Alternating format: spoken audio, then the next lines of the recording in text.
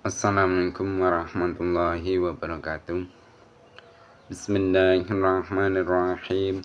Nawaitu talabal ilmi izalata jalim an-namsi wa sa'iri juhali wa ihya'ad dini wa ibqa al-islami fil ilmi wa darul akhirati wa ridwallahi ta'ala wa syukran ala nikmatil aqli wa nikmatil syahatil badani fadlillahi ta'ala ila hadratina bil mustafa sayyidina Muhammadin sallallahu alaihi wasallam wa ala alihi wa sahbihi wa azwajihi wa dzurriyyatihi wa ali baitika man khususan khasatan man syami ada kitab mabati fikih Syekh Umar Abdul Jabbar wa jami' talamidhi wa masyayikhna wa mu'allif kutub allati ta'lamna wa lamna sanna ta'lam lahumul fatihah.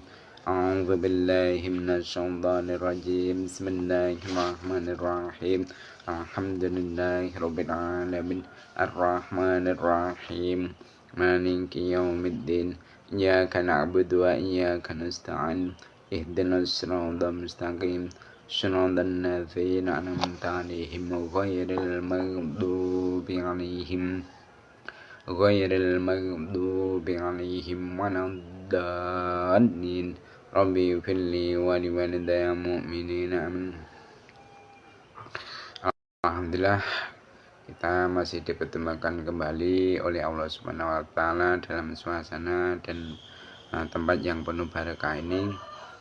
Mari kita teruskan belajaran kita hari ini, yaitu kitab Mabadi Fikih Juz Salis, yang mana untuk hari ini insya Allah akan menerangkan tentang sunnah-sunnah sholat. Mari kita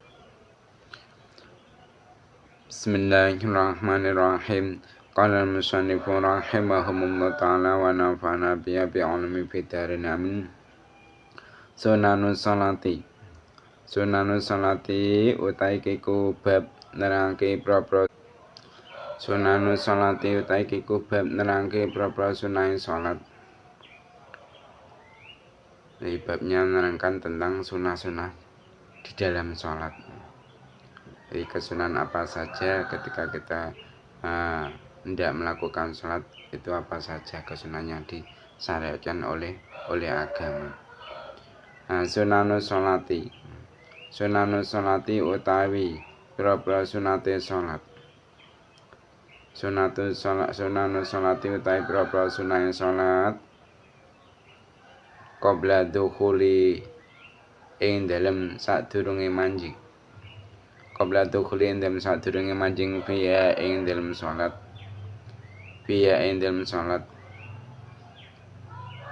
Al-awalu iku al-awalu ta kang awal.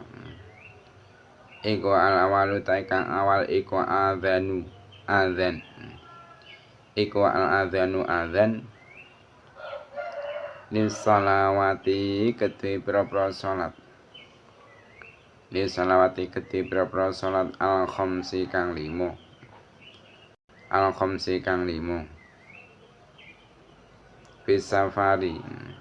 Bisafari ing dalem tingkah lunga. Wal hadrilan ana omah. Ba'da dukhul waqti oleh nglakoni adzan mau. Ba'da dukhul waqti ing dalem sause manjinge waktu salat. Ba'da dukhul waqti ing dalem sause manjinge waktu salat. Ila fi subahi kejaba ing dalem salat subuh.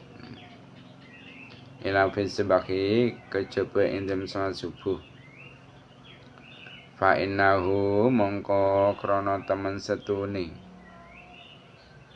kelakuan. Iku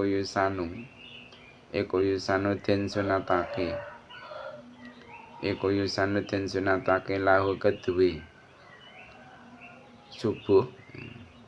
Lahu kedue salat subuh apa adzanani adzan loro. Ahaduhuma ahaduma utai salah sijine adzanani ahaduma utai salah sijine adzanani iku min nisfil laili iku min nisfil laili saking separone wengi iku min nisfil laili saking separone wengi wathanihima utawi kang kaping pindhone adzanani wathani mau utawi kang kaping pindhone adzanani iku ba'da tulil fajri ing dalem sause metune fajar shadiq iku ba'da tulil fajri ing dalem sause metune fajar shadiq. Nah, sekarang membahas tentang sunnah-sunnah sebelum masuk sholat, sebelum kita melakukan sholat. Nah, kesunahan sebelum kita itu melaksanakan sholat pertama yaitu disunahkan untuk adzan. Disunahkan untuk adzan. Jadi disunahkan untuk adzan setiap sholat 5 waktu. Baik sholat itu dilakukan di perjalanan, maksudnya dalam keadaan sampean itu musafir statusnya, atau berada di rumah, sholatnya kamu lakukan di rumah, maksudnya kamu tidak dalam berbagian. Nah, adzan tersebut yaitu dilakukan setelah masuknya waktu sholat. Nah, kecuali sholat subuh, Kenapa? Karena pada sholat subuh itu disunahkan untuk melakukan adzan 2 kali, untuk melakukan adzan 2 kali. Nah, adzan dan iqamah itu hanya dikerjakan ketika sholat fardu. Nah, adapun untuk sholat yang lain, semisal itu sholat sunnah taraweh atau sholat sunnah yang di situ disyariatkan untuk dilakukan secara berjamaah, maka cukup menggunakan lafaz as-shalatu jami'ah. Semisal sholat tarawih mau dimulai secara berjamaah, maka disunahkan untuk memberi aba-aba as-shalatu jami'ah. Dan menurut Ibnu Hajar, lafaz ini tadi yaitu lafaz as-shalatu jami'ah itu dapat menggantikan adzan dan iqamah. Nah, namun kalau menurut Imam Romli, lafaz ini hanya bisa menggantikan iqamah saja. Dan pendapat ini adalah merupakan pendapat yang masyhur menurut keterangan di dalam kitab Hasyal al-Bajuri. Jadi untuk sholat fardu itu sebelum melakukan itu disunahkan untuk adzan terlebih dahulu. Pelaksanaan yaitu setelah masuknya waktu. Nah, namun kalau untuk sholat subuh itu disunahkan untuk adzan 2 kali. Adzan yang pertama yaitu mulai masuk tengah malam, mungkin jam 12 atau mungkin jam 1 atau mungkin jam 2 atau mungkin jam 3.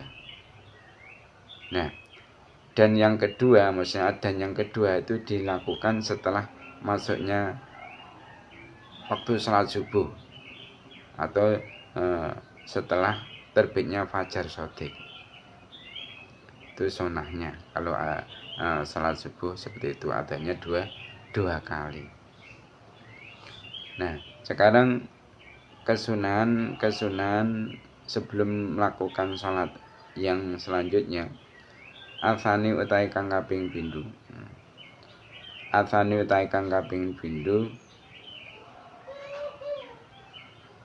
Iku al-iqamatu iqamah.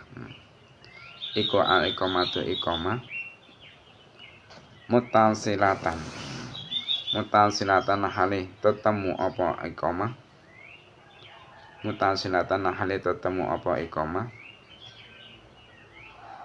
bis salati kelawan sholat. Bisolati kelawan sholat. Nah, adapun kesunahan sebelum melakukan sholat yang nomor 2, yaitu orang yang hendak melakukan sholat itu disunahkan untuk iqomah, untuk melakukan iqomah seraya bersambung dengan sholat. Dan disunahkan yaitu berdoa di waktu antara azan dan iqomah, karena berdasarkan hadis yang diriwayatkan oleh Imam At-Tirmidzi. Jadi setelah azan dikumandangkan itu sambil menunggu jamaah itu kita disunahkan selain disunahkan untuk melakukan sholat qobliyah, itu disunahkan juga untuk berdoa sebanyak-banyaknya. Nah, setelah datang para jamaah, ini sudah setelah para jamaah itu sudah berdatangan, sudah banyak, baru berhenti berdoa, langsung iqomat, iqomat. Jadi seperti itu. Nah, selanjutnya al-thalitsu utawi kang kaping 3. Al-thalitsu utawi kang kaping 3 iku asiwaku siwakan. Wawa utawi siwakan. Wawa utawi siwakan iku sunatun sunnah. Iku sunatun sunnah. Fi kulli waqtin ing dalem saben-saben waktu. Fi kulli waqtin ing dalem saben-saben waktu illa ba'da zawali. Angin ing dalem sause lingsire srengenge. Lisaimi kedue wong kang poso. Nah, adapun kesunahan sebelum kita itu melakukan sholat yang nomor 3, yaitu bagi orang yang hendak melakukan sholat disunahkan untuk bersiwakan. Nah, bersiwakan itu disunahkan pada setiap waktu, kecuali setelah tergelincirnya matahari bagi orang yang melakukan puasa. Jadi setiap kita akan melakukan sholat baik itu sholat sunnah ataupun sholat wajib, di situ kita disunahkan terlebih dulu untuk bersiwakan, atau bahkan ketika kita akan membaca Al-Quran atau mungkin kita akan berwudu, itu juga terlebih dulu kita disunahkan untuk bersiwakan. Nah, selanjutnya Arabi'u utawi kang kaping 4. Iku itikhazu sutratin. Ngalap penghalang.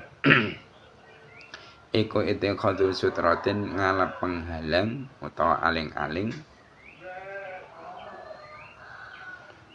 Liman ilmururi ahadin krono nyegah liwate wong siji.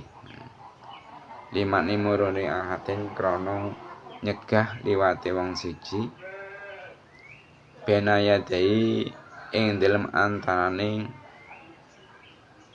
ngarepe musoli.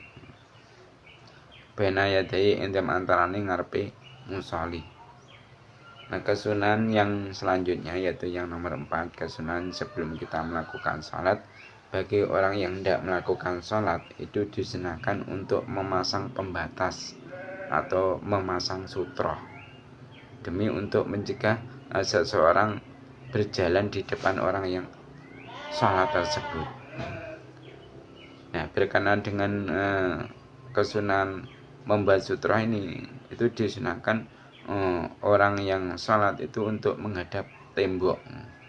Jadi tembok itu dijadikan sebagai sutroh, sebagai penghalang dari orang yang lewat di depan orang yang sholat. Jadi disunahkan untuk sholat menghadap kiblat tembok sebagai sutrohnya, atau menghadap ke tiang difungsikan sebagai sutrohnya.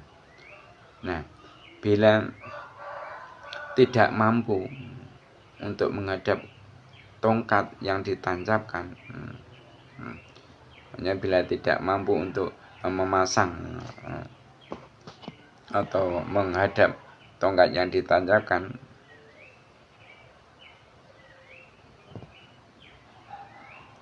bila tidak mampu, maka bagaimana langkah selanjutnya, yaitu memasang tempat sholat yang khusus, sepertinya itu memasang sajadah, sajadah. Nah, bila tidak mampu dengan cara memasang tempat sholat yang khusus tadi, semisal sajadah, maka orang yang sholat tersebut itu menggaris dengan panjang kurang lebih yaitu 2/3 dhira atau lebih, dan jaraknya dia dengan penggarisan tadi itu maksimal 3 dhira. Nah, bila aturan ini itu telah diterapkan, maka sunnah baginya itu atau orang lain untuk mencegah orang yang lewat di antara orang yang sholat tersebut dengan penghalang, dan diharamkan bagi orang lain untuk berjalan di antara keduanya, maksudnya berjalan di antara orang yang sholat dengan sutrahnya tadi. Jadi semisal kita itu kok sudah memasang sutroh di depan kita pasang sutroh, lantas kita sholat di situ, kok ada orang yang lewat di depan kita di antara kita dan sutroh, maka yang seperti itu hukumnya haram. Dan bahkan tadi diterangkan asalkan kita itu sudah memasang sutroh, maka kita diperbolehkan untuk menghalangi orang yang lewat di depan kita, dengan catatan orang yang lewat itu bukanlah anak kecil. Kalau anak kecil yang lewat itu biarkan saja. Nanti kalau kita halang-halangi, mungkin dikira kita ngajak mainan, malah itu bolak-balik lewat depan kita yang sedang sholat, seperti itu. Jadi masalah sutroh ini termasuk sunnah yang banyak ditinggalkan oleh para santri bahkan. Jadi pada ini termasuk perkara yang penting untuk diamalkan. Nah, selanjutnya setelah kita mengetahui kesunahan yang disyaratkan sebelum kita melakukan sholat, kita pun perlu untuk mengetahui kesunahan setelah masuk dalam sholat.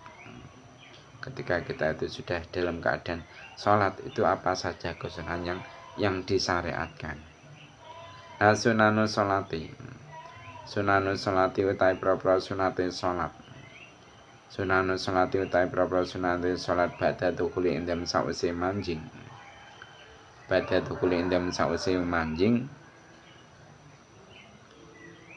Biha indam sholat ikonoani ana rong werna. Ab'adun rupane sunah ab'ad wa hay'atun lan sunah hay'at. Nah, kesunahan setelah masuk dalam sholat ini ada dua macam. Secara garis besar ada dua macam. Pertama yaitu sunnah ab'ad, dan yang kedua yaitu sunnah hayat. Nah, sunnah ab'ad itu apa saja? Mari kita teruskan. Ab'adus sholati utawi pira-pira sunnah ab'adus sholat. Ab'adus sholati utawi pira-pira sunnah ab'adus sholat iku sabatun ana pitu. Jadi kesunahan abad itu ada 7.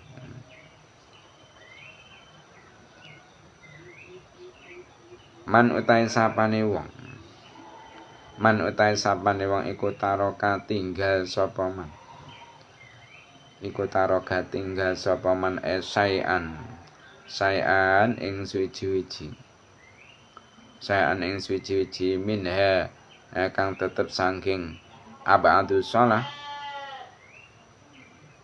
yasjudu mongko sujuda sapa man. Yasjudu mongko sujuda sapa man lisawi krana arai lali. Lisawi krana arai lali. Jadi sunah abad itu ada 7. Nah, barang siapa kok meninggalkan sunah abad tadi,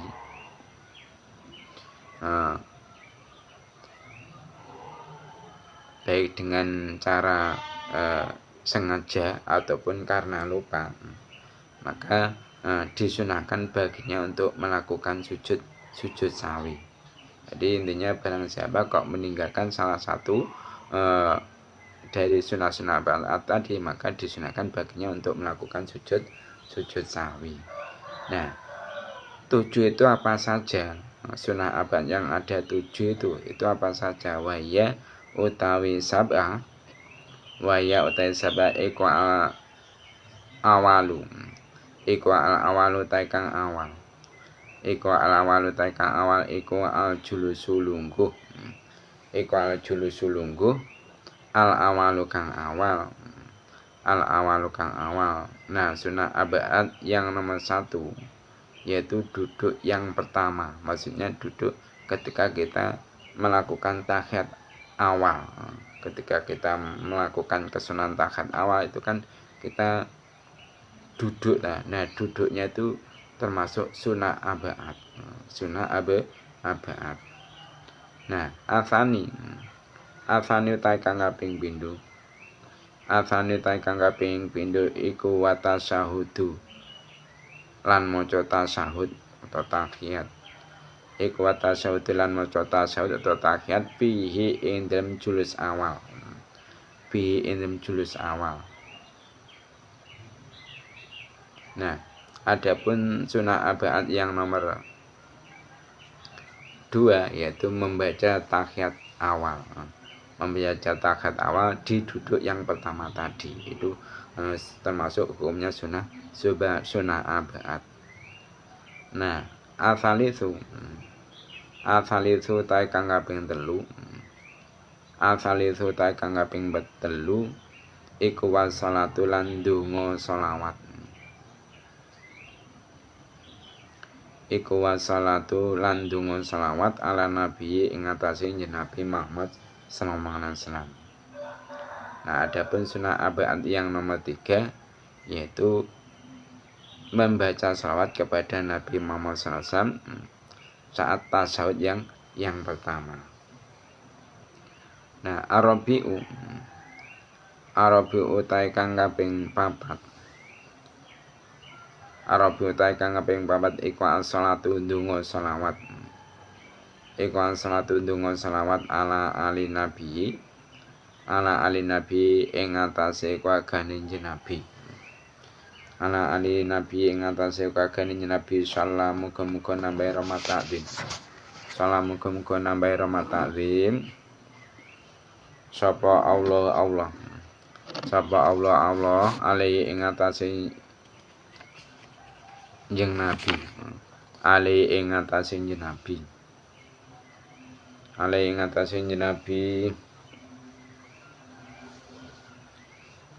Wassalamualaikum muga-muga nambahi rahmat salam sapa Allah ay alaihi la oleh maca selawat nang keluargane Kanjeng Nabi mung kapan ya kuwi fitasyahudi ing dalem tasyahud. Fitasyahudi ing dalem tasyahud al akhiri kang akhir.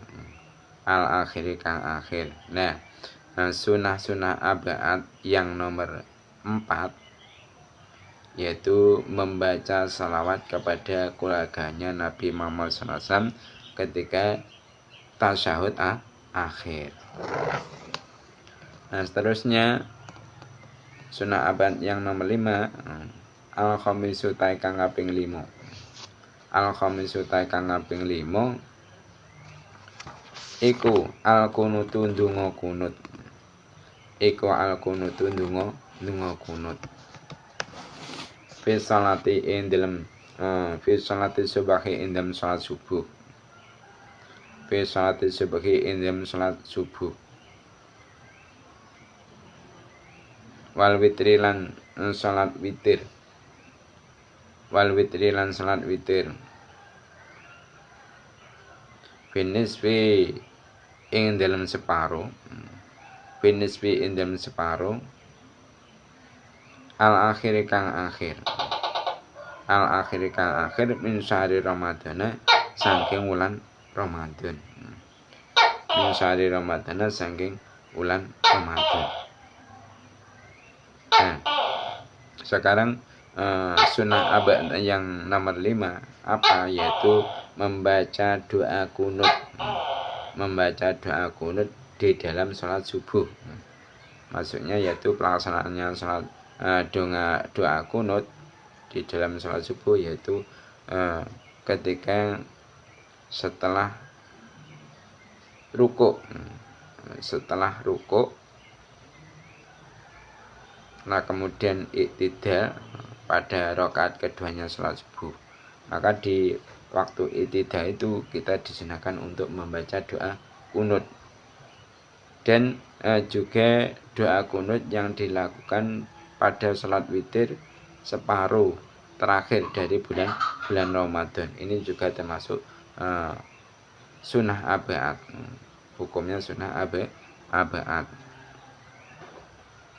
Nah, yang nomor 6, sunnah abaat yang nomor 6, asadisu tai kang kaping 6. Asadisu tai kang kaping 6 iku al-qiyamu jumeneng.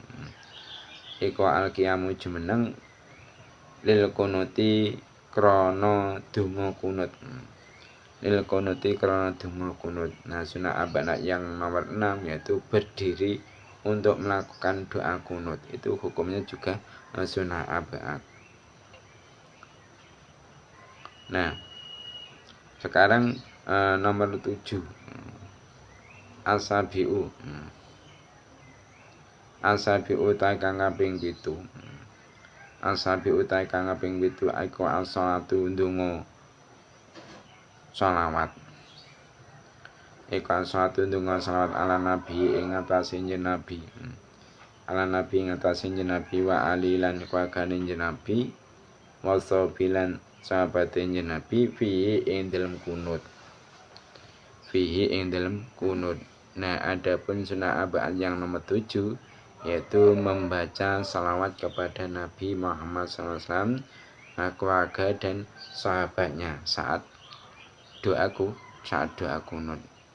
Jadi intinya barang siapa kok meninggalkan salah satu dari sunnah-sunnah abaat yang ada 7 tadi, baik itu meninggalkannya karena lupa atau memang sengaja, maka disunahkan baginya nanti sebelum melakukan salam untuk sujud sahwi. Untuk sujud sahwi. Nah, sekarang seterusnya sujud sahwi. Sujud sahwi utawi sujud krana arai lali. Sujud sahwi utawi sujud krana arai lali wa ya sujud sahwi iku sajadatani ya. Iku sajadatani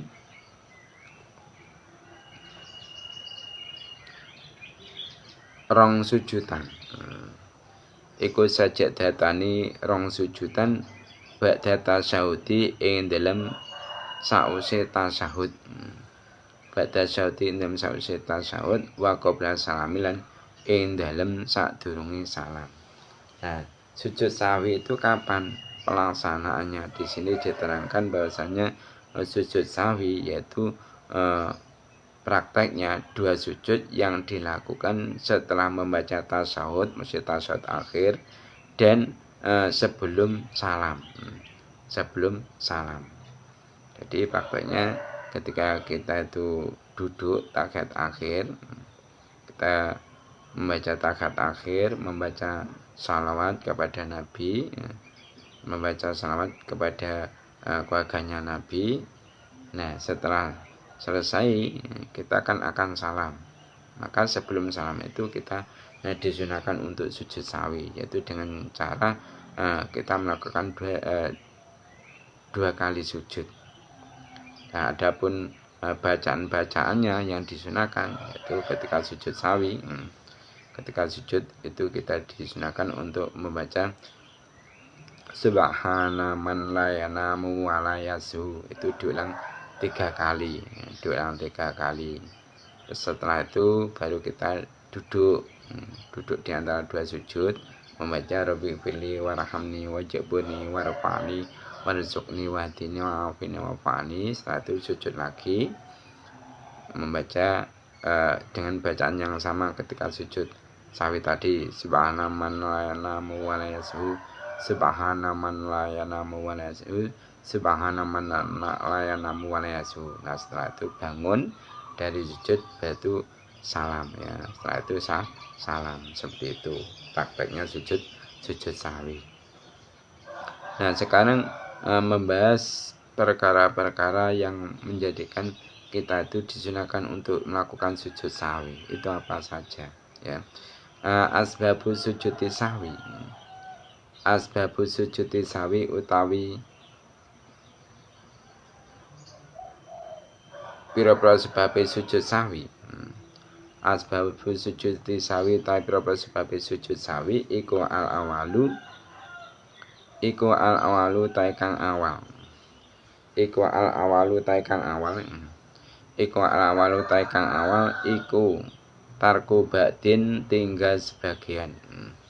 Iku tarku ba'din tinggal sebagian min abadi sholati kang tetep saking propro sunah abadi sholat. Min abadi sholati kang tetep saking propro abadi sholat.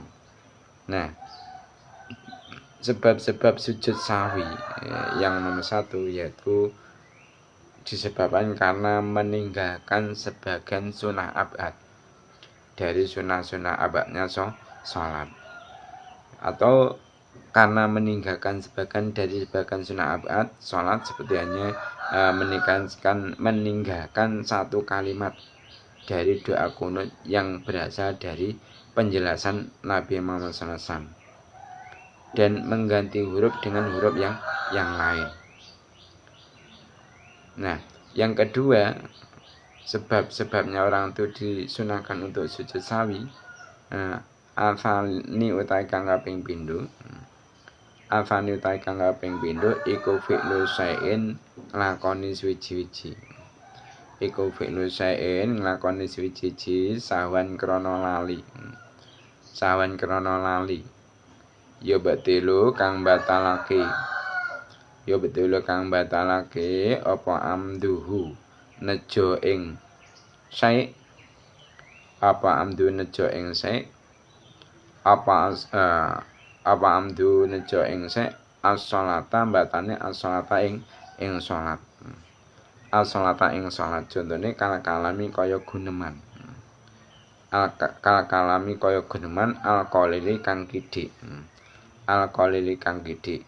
Sawan kelawan lali.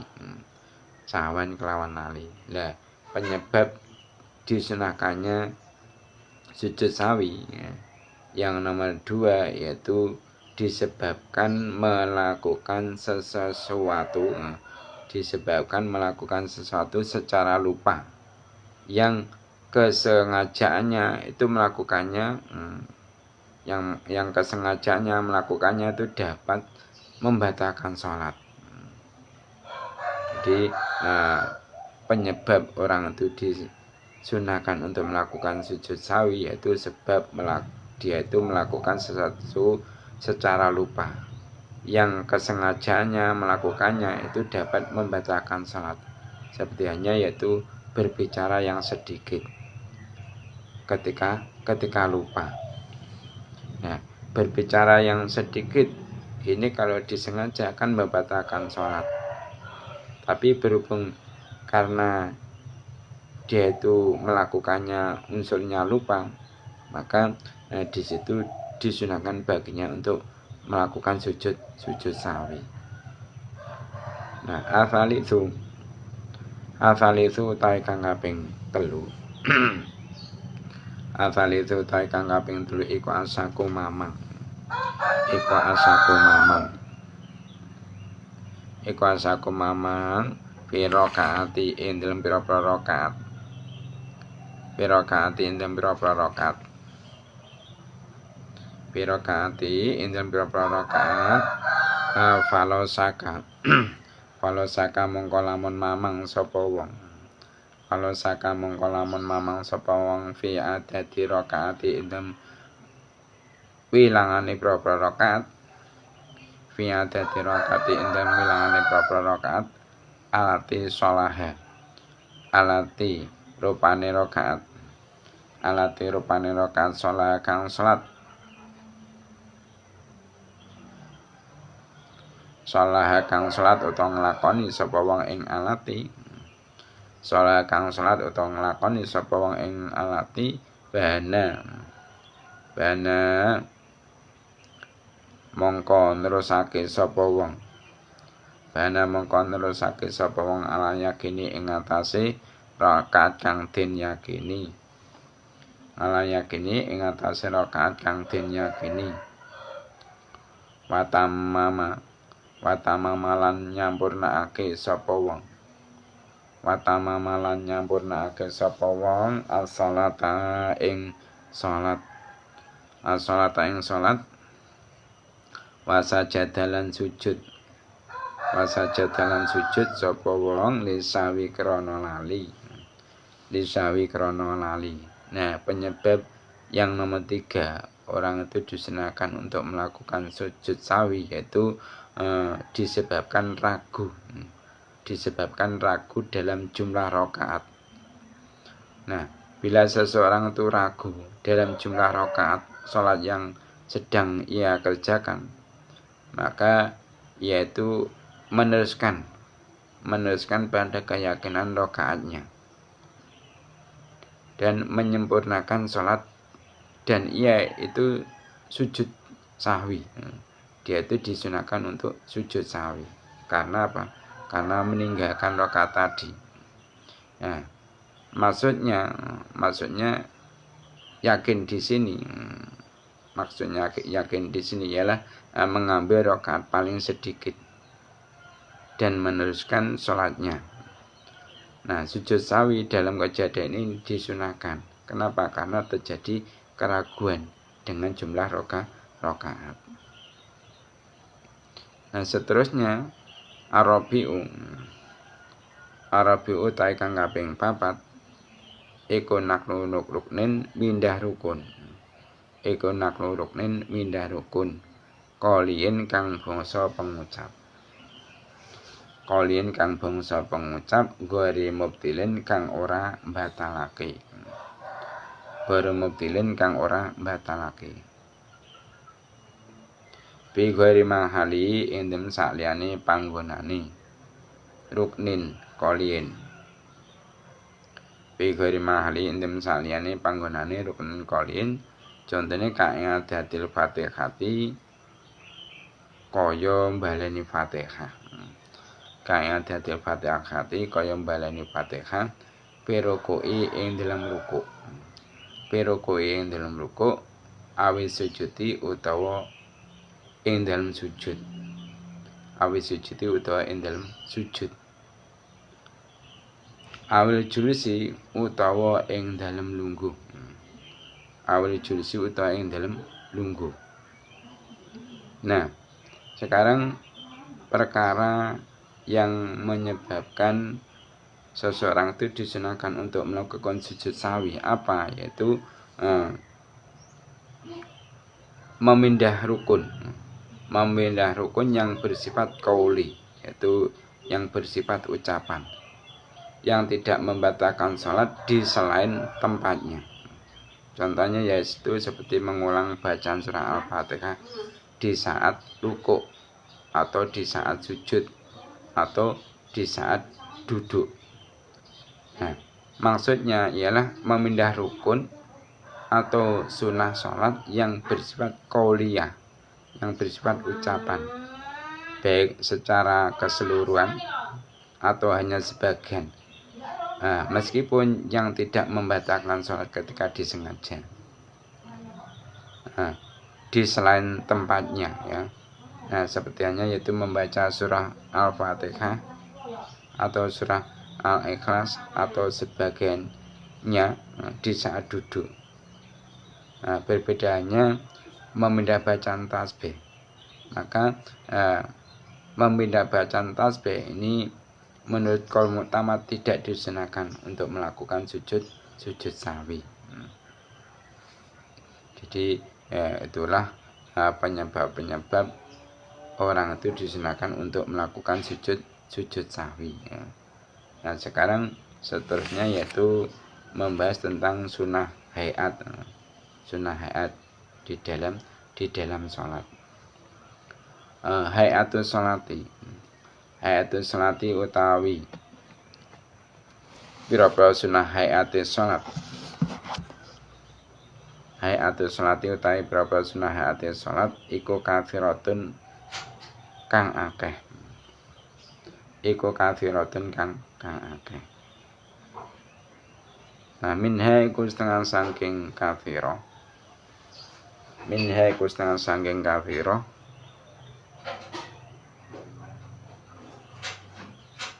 Minha iku setengah saking kafirah. Minha setengah saking kafirah. Al-awalu taika awal. Al-awalu taika awal iku raqyadeni ngangkat tangan loro. Iku raqyadeni ngangkat tangan loro muka bilal mangkibeni. Muka bilal mangkibeni hale kang bandingi pundak loro. Muka bilal mangkibeni hale kang bandingi pundak loro. Inda takbiratul ikrami ing dalem nalikane takbiratul ikram. Inda takbiratul ikrami ing dalem nalikane takbiratul ikram wa inda ruku'ilan ing dalem nalikane ruku'. Wa inda ruku'ilan ing dalem nalikane ruku'. Wa inda rafilan ing dalem nalikane tangi. Minhu saking ruku'. Minhu saking ruku' wa indal qiyamilan ing dalem nalikane jumeneng utawa ngadeg. Minata syahudi saking tasyahud. Minata syahudi saking tasyahud al awali kang awal. Jadi sunah-sunah hayat sholat itu banyak sekali. Nah, di antaranya sunah hayat sholat yang nomor 1 yaitu mengangkat kedua tangan. Mengangkat kedua tangan sejajar dengan pundak. Ketika kapan? Yaitu ketika melakukan takbiratul ikram. Ketika kita takbiratul ikram, Allahu Akbar, itu kan kita mengangkat kedua tangan sejajar dengan pundak kita. Nah, mengangkat kedua tangan itu hukumnya sunnah. Sunnah kategori sunnah hayat. Begitu juga mengangkat kedua tangan sejajar dengan pundak ketika ruku, ini hukumnya juga sunnah hayat. Dan juga ketika bangun dari ruku dan ketika berdiri dari tasyahud yang pertama. Nah, itu semua hukumnya ada sunnah hayat. Mengangkat tangannya itu ada sunnah hayat. Nah, tata caranya yaitu dengan meluruskan ujung jari-jari. Meluruskan ujung jari-jari itu sejajar dengan kedua telinga bagian atas. Nah, kedua ibu jari itu sejajar dengan cuping telinga. Dan kedua telapak tangan itu sejajar dengan kedua bahu. Serta bagian telapak tangan bagian dalam itu diarahkan ke arah kiblat. Dan ujung jari-jari sedikit dicondongkan ke arah kiblat. Ini seperti Allahu Akbar ya. Ini kalau kita teruskan lurus dengan cuping telinga yang bagian bawah toh. Nah, ini sejajar dengan atas telinga. Terus ini diarahkan ke kiblat. Terus ini dibuka sedang. Terus ini ujung jari jemari ini diarahkan ke arah kiblat juga, tidak seperti ini tapi seperti ini ya. Nah itu hukumnya sunnah, sunnah hayat. Nah maka kalau ada orang kok meninggalkan mengangkat tangan ketika takbiratul ihram, tidak mengangkat tangan semisal, atau ketika dia itu akan ruku dia tidak mengangkat tangan, maka yang seperti itu baik dilakukan dengan sengaja ataupun tanpa sengaja tidak disunahkan baginya untuk melakukan sujud sahwi. Maksudnya sudah tidak bisa ditambah lagi dengan sujud sahwi. Kalau ketinggalan ya sudah, berarti hilang kesempatan untuk melakukan sunnah hayat tadi. Nah seterusnya Alfani utai kang kaping pindho. Alfani utai kang kaping pindho iku watu yadi nyelake tangan. Iku watu yadi nyelake tangan. Al-yumna kang tangan. Al-yumna kang tangan. Pokol yusra ing dalam dure tangan kiwa. Pokol yusra ing dalam dure tangan kiwa. Tata sodri ing dalam ngesore dodo. Tata sodri ing dalam ngesore dodo. Adapun sunnah hayat yang nomor 2, yaitu bagi orang yang sholat itu disunahkan untuk meletakkan tangan kanan. Untuk meletakkan tangan kanan di atas tangan kiri dan berada di bawah dada.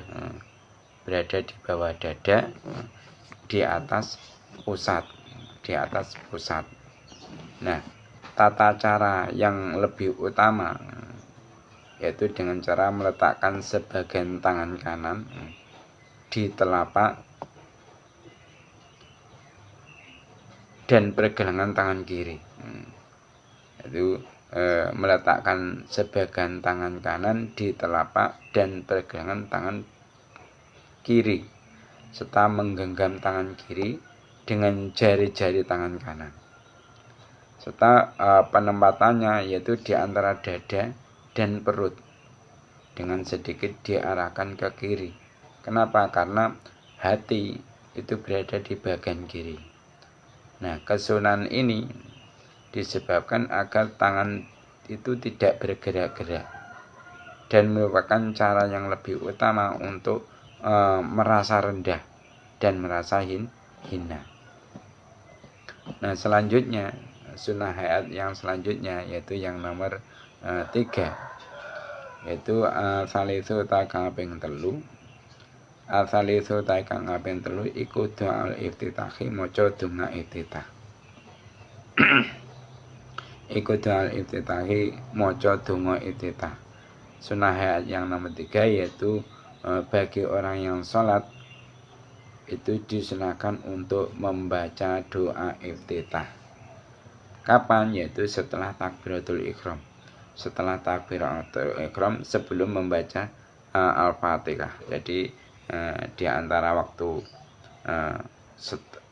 takbiratul ihram dan membaca Fatihah itu di sela-selanya itu disunahkan untuk membaca doa iftitah. Doa iftitah itu ya Pak, yaitu Allahu akbar kabir walhamdulillahi katsira wa subhanallah wa salam. Inni wajjahtu wajhiya lillazi fatara samawati wal arda hanifan wa ma ana minal musyrikin. Inna salati wa nusuki wa mahyaya wa mamati lillahi rabbil alamin la syarika lahu wa bidzalika umirtu wa ana minal muslimin. Itu hukumnya sunnah hayat. Jika kok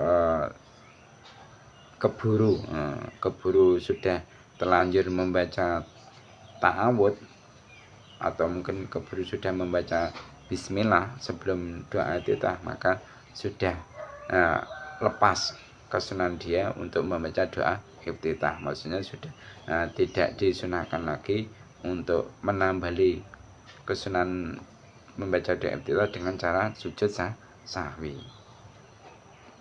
Nah seterusnya sekarang sunnah hayat yang nomor 4. Arabiu utawi kang kaping 4. Arabiu utawi kang kaping 4 iku ta'awudzu donga ta'awud. Donga ta'awud.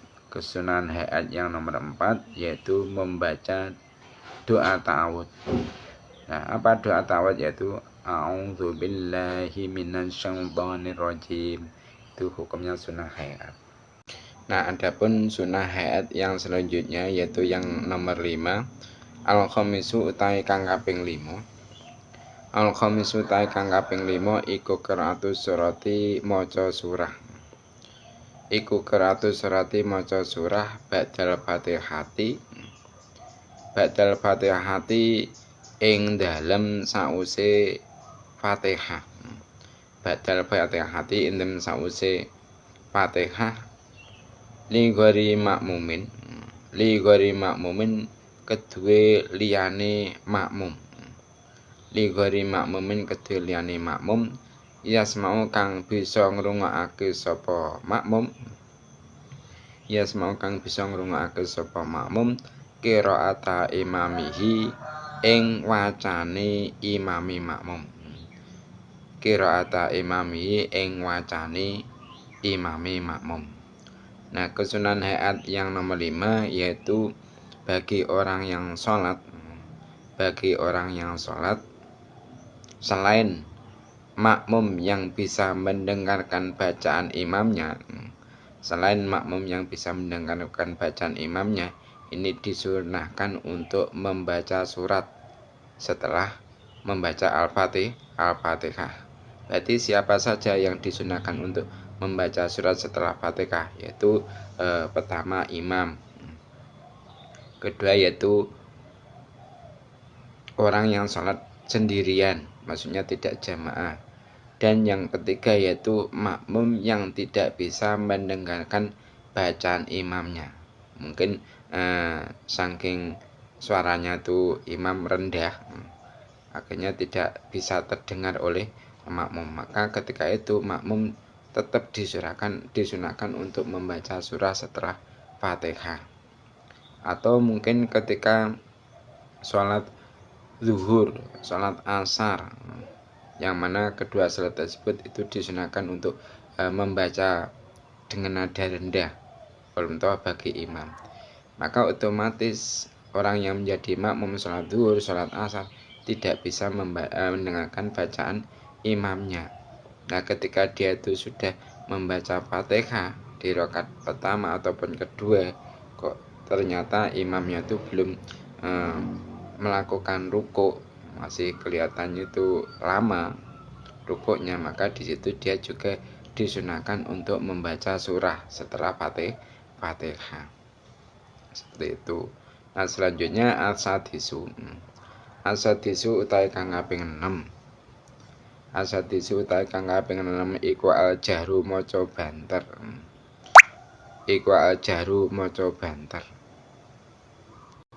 Fi maudhi'i ing dalem panggonane jar. Fi maudhi'i ing dalem panggonane jar. Fi maudhi'i ing dalem panggonane jar.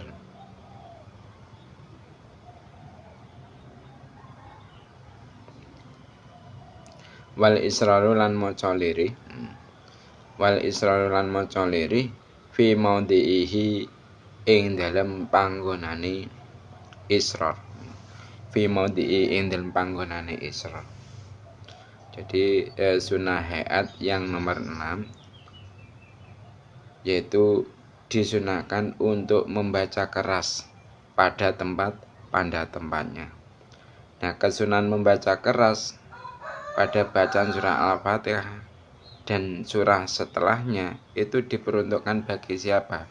Yaitu diperuntukkan bagi orang yang sholat sendiri, dan juga diperuntukkan bagi imam ketika sholat subuh, 2 rakaat pertama sholat maghrib dan 2 pertama rakaat sholat isya, dan juga ketika melakukan sholat istisqa.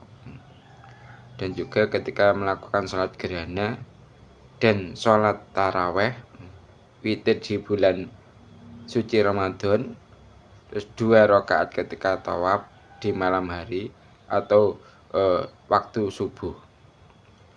Dan juga disunahkan untuk membaca keras yaitu ketika melakukan sholat Jumat dan sholat 2 hari raya, maksudnya hari raya Idul Adha dan hari raya Idul Fitri. Maka di situ ketika membaca Al-Fatihah dan surat disunahkan untuk membaca keras.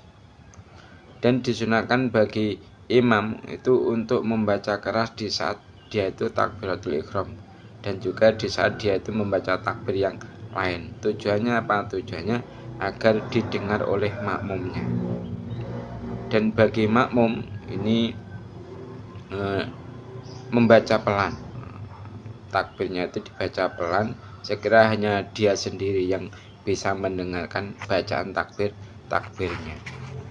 Jadi yang nomor 6 sunnah hayat itu yaitu membaca keras pada tempatnya dan membaca pelan pada tempatnya. Nah, seterusnya asabiu yang nomor 7, sunnah hayat yang nomor 7. Asabiu tai kang kaping 7. Asabiu tai kang kaping 7 iku takbiratul rafi. Iku takbiratul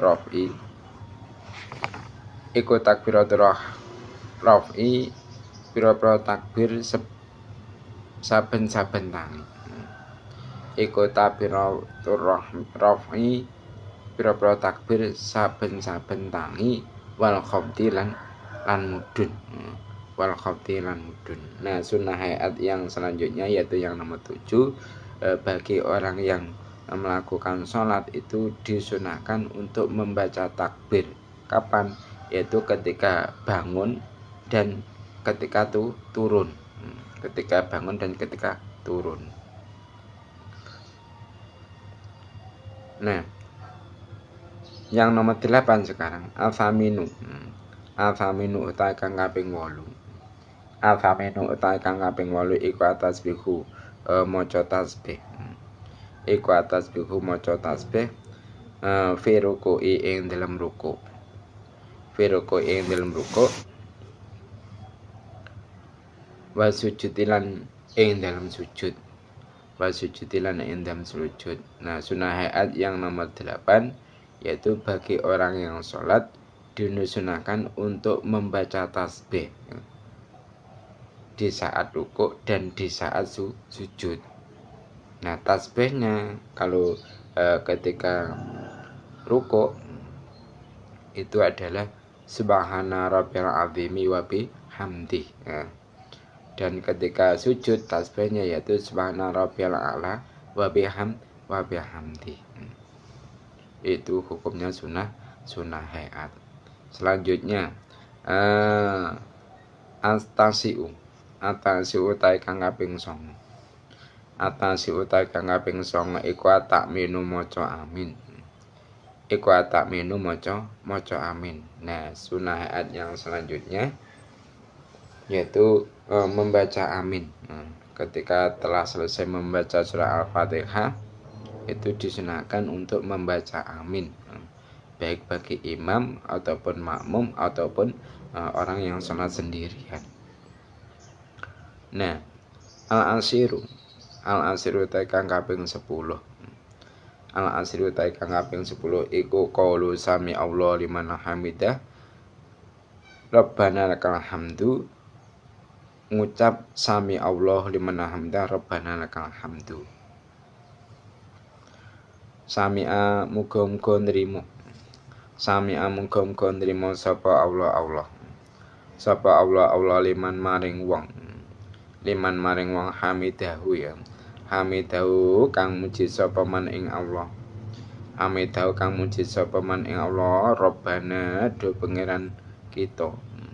Rabbana do pangeran kita laka iku kedue tuan. Laka iku kedue tuan alhamdu utawi sekabeh puji. oleh maca sami Allah liman hamidah rabbana hamdu mau fil i'tidali ing dalam waktu i'tidal. Fil i'tidali ing dalam waktu i'tidal. Jadi sunnah hayat yang selanjutnya yaitu yang nomor 10, orang yang dalam keadaan sholat itu disunahkan untuk membaca sami Allah liman hamidah rabbana lakal hamdu. Kapan? Yaitu ketika dia i'tidal. Ketika dia i'tidal disunahkan untuk membaca sami Allah liman hamidah rabbana hamdu. Apa artinya kata-kata itu? Artinya semoga Allah itu menerima orang yang memujinya. Nah, semoga Allah menerima orang yang memujinya. Tuhanku, Rabbana ya Tuhanku, bagimu segala pujian. Itu artinya. Nah selanjutnya al-hadiyah syarah. Al-hadiyah syarah utai kang kaping 11. Al-hadiyah syarah utai kang kaping 11 iku al-iftirasu lungguh iftiras. Iku al-iftirasu lungguh iftiras fi jami'il jalasati fi jami'il jalasati ing dalam sakabehane pira-pira lungguh. Fi jamil jalasati ing dalam sakabehane pira-pira lungguh. Dan kesunahan hayat yang nomor 11 yaitu duduk iftiras dalam semua praktek duduk. Jadi ketika kita itu melakukan duduk dalam sholat itu semua disunahkan duduknya dengan cara duduk iftiras, terkecuali yaitu ketika duduk tahiyat akhir. Selain duduk tahiyat akhir itu nanti semua disunahkan untuk dilakukan dengan duduk iftiras, baik duduk di antara dua sujud atau mungkin duduk tahiyat awal atau duduk istirahat, itu semua disunahkan duduknya dengan cara iftiras. Nah seterusnya Athaniya Saro. Athaniya Saro tai kang kaping 12. Athaniya Saro tai kang kaping 12 iku atawaruku lungguh tawaruk. Iku atawaruku lungguh tawaruk fil jasati ing dalem tingkah lungguh. Fil jasati ing dalem tingkah lungguh al akhirati kang akhir. Al akhirati kang akhir. Nah adapun sunah hayat yang nomor 12 yaitu ketika kita melakukan duduk akhir, maksudnya duduk untuk membaca tahiyat akhir, itu disunahkan untuk melakukan duduk dengan cara duduk tawaruk. Itu hukumnya sunnah hayat. Selanjutnya al-thalithata asyara. Al-thalithata asyara kang kaping 13. Iku watunya deni. Iku watunya deni nyelake tangan loro. Iku watunya deni nyelake tangan loro. Al-fakhidani ing atase pupu loro. Al-fakhidani ing atase pupu loro. Fita syahudi ing dalem tahiyat. Fita syahudi ing dalem tahiyat. Wabastul yusra lan beber tangan kiwa. Wabastul yusra lan beber tangan kiwa. Waqabdul yumna lan gegem tangan tengen. Waqabdul yumna lan beber waqabdul yumna lan gegem tangan tengen. Ilal musabihata angin driji penuduh. Ilal musabihata angin driji penuduh.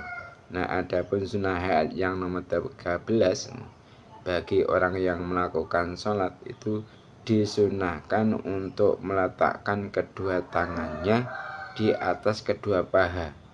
Kapan? Yaitu saat tasyahud, baik itu tasyahud akhir ataupun tasyahud awal, disunahkan baginya untuk meletakkan kedua tangannya di atas kedua pahanya serta membuka telapak tangan kiri dan menggenggamkan telapak tangan kanannya kecuali jari telunjuk. Itu hukumnya sunnah hayat. Nah seterusnya yang nomor 14 Arabiata sarautai kang kaping 14. Arabiata sarautai kang kaping 14 iku atas 5 tu uluk salam. iku atas 5 ulusan atsaniyatu kang kaping pindho. Nah, sunnah haid yang nomor 14 atau yang terakhir yang diterangkan di sini yaitu membaca salam yang kedua. Jadi membaca salam yang kedua ini hukumnya sunnah haid. Nah, dengan catatan kita boleh melakukan sunnah membaca salam yang kedua kondisi kita masih dalam keadaan suci. Maka kalau kesunahan membaca salam yang kedua ini dilakukan setelah kita itu batal, maka yang seperti itu tidak disunahkan, bahkan tidak diperbolehkan. Nah, sekarang setelah kita mengetahui sunnah-sunnah haid dalam sholat, selanjutnya kita pun juga mengetahui perlu untuk mengetahui perkara-perkara yang membedakan antara orang perempuan dan laki-laki dalam sholat. Fima ing dalam opo, fima ing dalam opo, fima ing dalam opo tu khalifu bedani, tu khalifu bedani sapa almar'atu wong wadon, sapa almar'atu wong wadon arajula ing wong lanang, arajula ing wong lanang fi sholati ing dalam sholat. Jadi hal-hal apa yang membedakan antara orang perempuan dengan orang laki-laki dalam sholat ya. Nah, tu khalifu bedani, tu khalifu bedani sapa almar'atu wong wadon, sapa almar'atu wong wadon bedani arajula ing wong lanang, arajula ing wong lanang fi arba'ati mawadhi'a ing dalem papat pira-pira panggonan. Fi arba'ati mawadhi'a ing dalem papat pira-pira panggonan. Jadi wanita itu berbeda dengan laki-laki dalam masalah salat. Itu di dalam masalah 4 perkara. Di dalam masalah 4 perkara. Apa saja 4 perkara tersebut? Yaitu yubaidu rupane ngedoi, yubaidu rupane ngedoi sapa rajul wong lanang, sapa rajul wong lanang ang min farqaihi, an mirfaqaihi saking sikut lorone rajul, an mirfaqaihi saking sikut lorone rajul wayar faulan ngangkat, wayar faulan ngangkat sapa rajul badnahu ing wetenge rajul, badnahu ing wetenge rajul an fakhidhahi saking pupu lorone rajul, an fakhidhahi saking pupu lorone rajul fi sujudi ing dalam sujud, fi sujudi ing dalam sujud waruku lan ruku.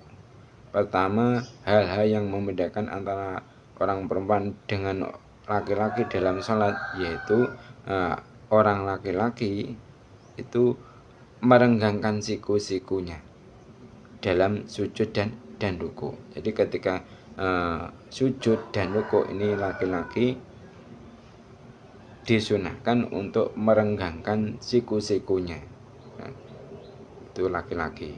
Nah, yang kedua, wajharu lan banterake sapa rajul, wajharu lan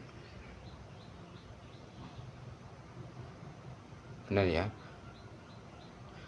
wajharu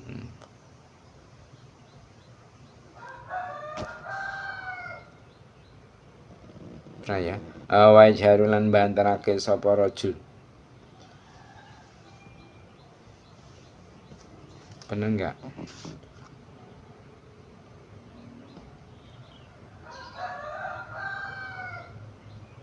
An fakhidai fi suci wati waruko, ya tadi sudah ya.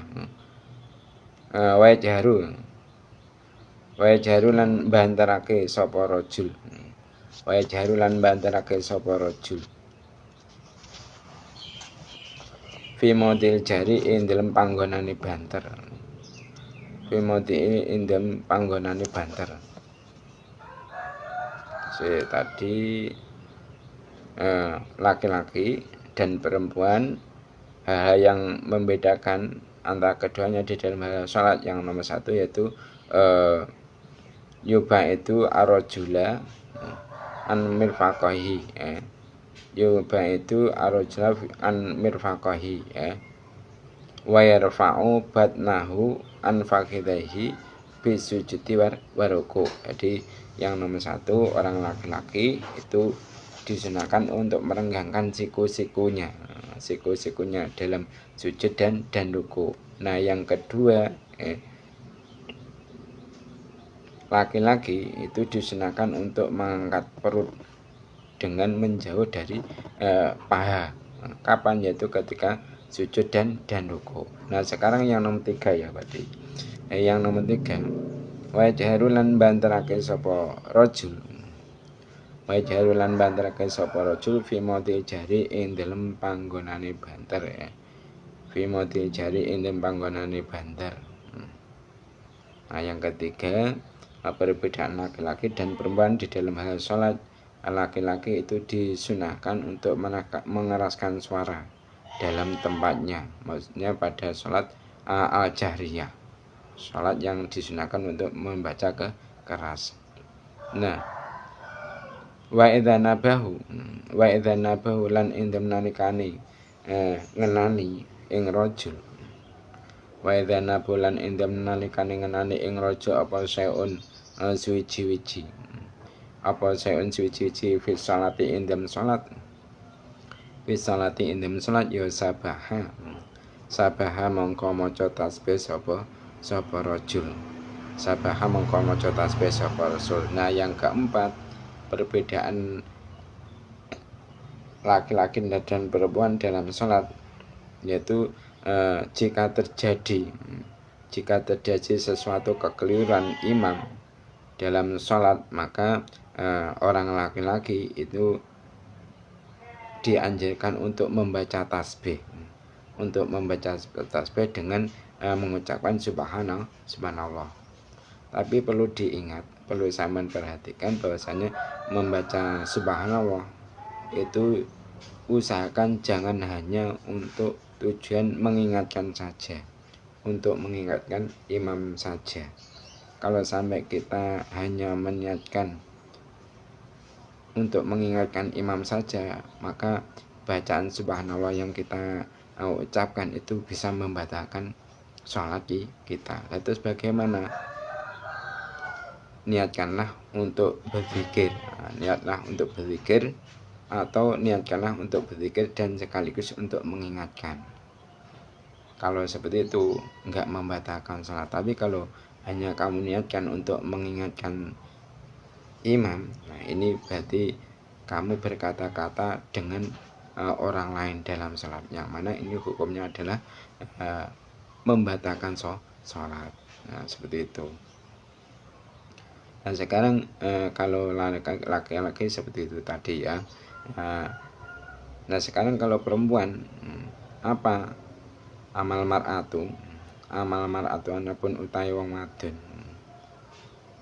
amal mar'atu anapun utai wong wadon iku fatadumu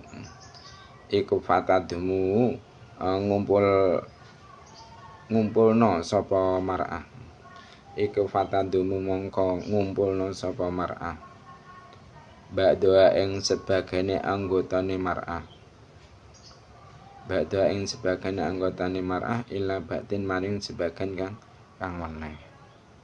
Nah, adapun perempuan itu dia itu disunahkan untuk menghimpitkan, sebagian anggota badan pada anggota yang lain. Kapan? Yaitu ketika rukuk dan sujud. Ketika rukuk dan sujud ini bagi wanita disunahkan untuk menghimpitkan sebagian anggota badan pada anggota yang lain. Nah, watu siru lan lirahake sapa mar'ah, watu siru lan lirahake sapa mar'ah fi salatiha ing dalem salate mar'ah, kuliah ya sekabehane, kuliah ya sekabehane sholatiha. Ingkanat lamun ana sapa mar'ah. Ingkanat lamun ana sapa mar'ah iku bi hadrati ajnabiyin ing dalem.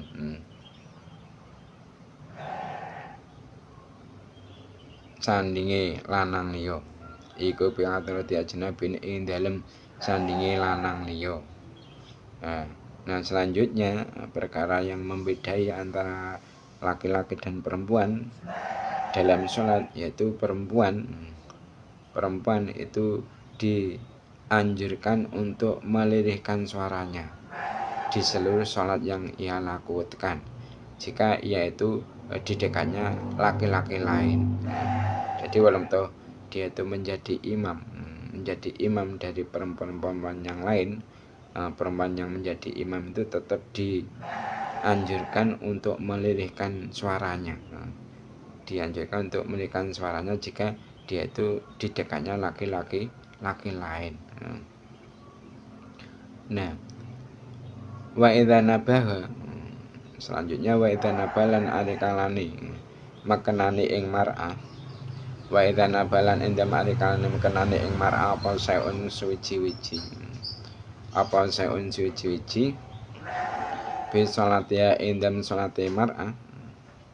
Bi sholatia endam sholati mar'ah ya safaqat mongko keplok sapa mar'ah.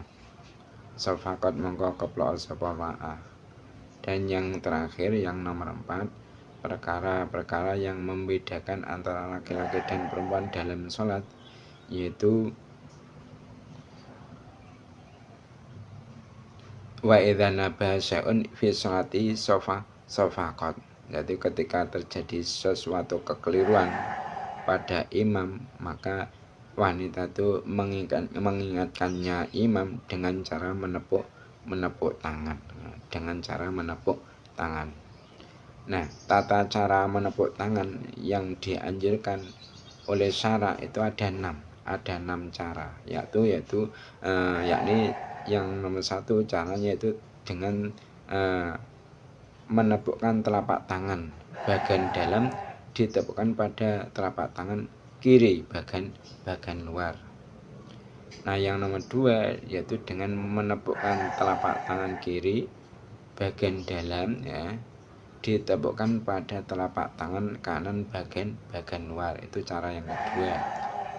Nah, cara yang ketiga yaitu menepukkan telapak tangan bagian luar, nah, ditepukkan pada telapak tangan kiri bagian dalam. Itu cara yang ketiga. Nah, cara yang keempat yaitu dengan cara menepukkan telapak tangan kiri bagian luar ditepukkan pada telapak tangan bagian dalam. Itu yang keempat. Nah, cara yang kelima yaitu dengan cara menepukkan telapak tangan bagian luar ditepukkan pada telapak tangan kiri bagian luar. Tuh. Nah, yang terakhir, yang cara yang nomor 6 yaitu dengan cara menepukkan telapak tangan kiri bagian luar ditepukkan pada telapak kanan bagian luar. Itu metode keterangan yang ada dalam kitab Hasyiah Al-Bajuri, ya. Selanjutnya sesi tanya jawab. Nomor 1, ma sunanu sholati qabla dukhuli biha. Apa kesunan salat yang disunahkan sebelum masuk dalam sholat? Maksudnya sebelum kamu melakukan sholat itu kesunahan apa saja yang disunahkan. Pertanyaannya nomor 2, ma sunanu sholati ba'da dukhuli biha. Apa kesunahan sholat setelah kamu masuk dalam sholat? Ketika kamu itu mengerjakan sholat, itu kesunahan apa saja yang disunahkan di dalam sholat tersebut? Pertanyaan yang nomor 3, ma sujud sahwi. Apa itu sujud sahwi? Pertanyaan yang nomor 4, ma asbabu. Apa sebab-sebab disunahkannya sujud sahwi? Pertanyaan yang nomor 5, kam hayatu sholati. Ada berapa sunnah hayat dalam sholat? pertanyaan yang selanjutnya, pertanyaan yang terakhir yaitu yang nomor 6 ya. Fima tukhaliful mar'ati ar-rajula. Di dalam apa perempuan itu berbeda dengan laki-laki? Di dalam apa perempuan itu berbeda dengan laki-laki? Masalah salat lho. Bedane nek apa? Lek wong lanang ki piye, lek wong wedok ki piye? Ngoten mawon nggih. Mungkin itu saja yang dapat kita sampaikan untuk kajian pada hari ini. Ada kurangnya mohon maaf. Mari kita tutup majlis ini dengan membaca doa kafaratul majlis. Subhanakallahumma wa bihamdika asyhadu an la ilaha illa anta astaghfiruka wa atubu ilaik. Wassalamualaikum warahmatullahi wabarakatuh.